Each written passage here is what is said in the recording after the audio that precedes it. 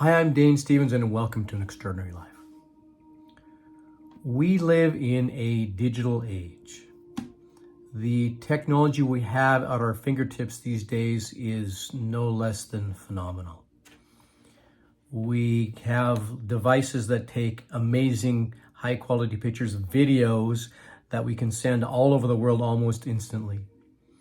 We can do our banking on this little machine. We can pay for things.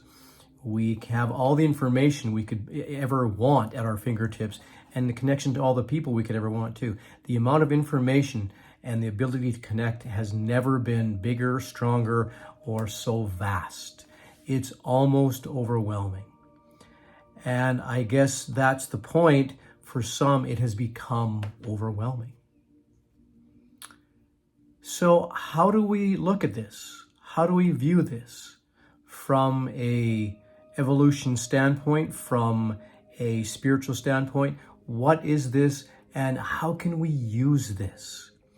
Some call this technology our evolution, and the technology itself being our evolution.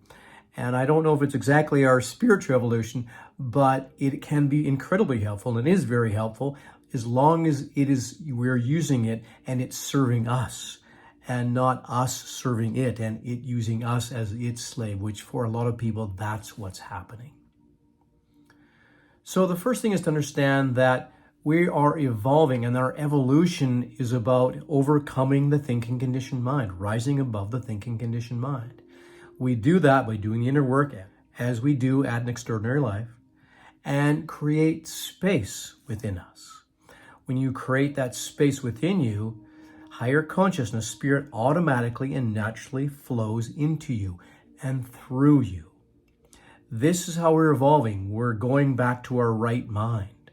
We are losing that small I. That is what's happening. You can probably see that in the world today.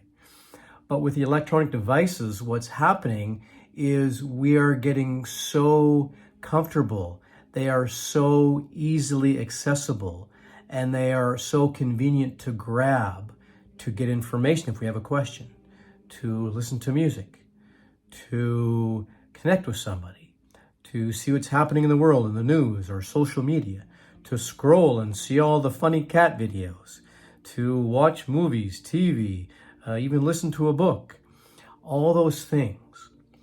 But understand that when we do that, all that information is coming into us, and it is taking up that space. So I ask you, how much space are you making throughout your day? Hopefully you're meditating in the morning, and hopefully in the afternoon too. But a lot of times throughout the day, we are not staying present, and we get into our day and we end up going somewhat unconscious.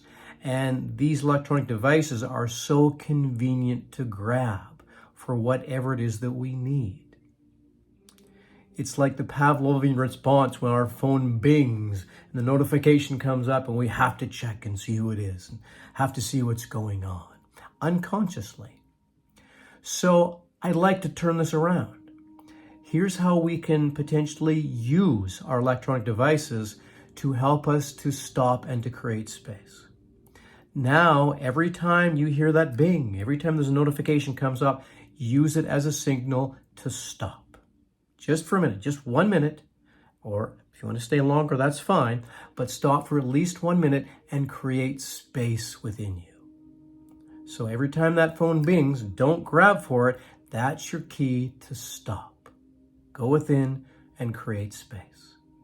If you still feel the need to grab the phone after that, fine, but that'll stop you from being unconscious and going to the electronic devices unconsciously.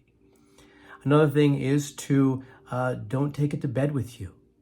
A lot of people take it to bed, and even playing a game or what have you, we use these devices for entertainment, and that's great and fine, as long as you're realizing that our evolution and that your life comes from within you, and opening that space is how you allow your higher self, your authentic self, your best life to come through you. So don't trade off your real life for an artificial, a digital life. Make sure that you're making that inner life number one. So when you go to bed, don't take your device with you.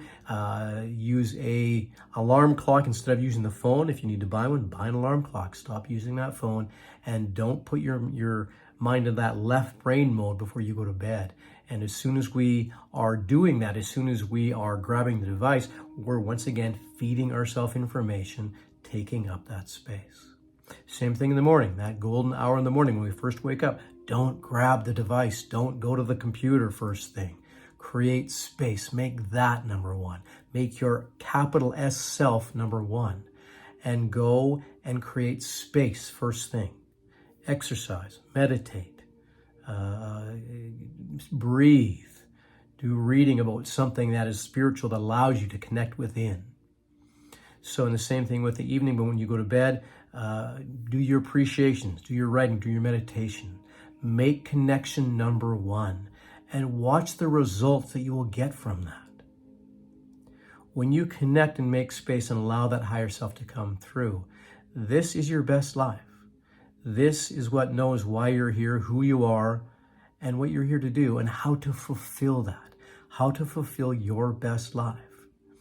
And in principle, it's so easy. All we need to do is still the thinking mind, open that space and allow spirit to come through us. And we will be guided. Life will occur for us in the most magical and fulfilling ways. So make our self, capital S self, number one by continuing to stop throughout the day. And not being a slave to your electronic device, but using it for the tool that it was meant to be used for. This is like another extension of the conditioned ego mind. The conditioned ego mind, once again, is there to serve us. Don't let it take you over. Same thing with electronic devices. Do not let them take you over. Make your capital S self number one. Thanks so much for listening. I hope you have an amazing week. I look forward to connecting with you again soon.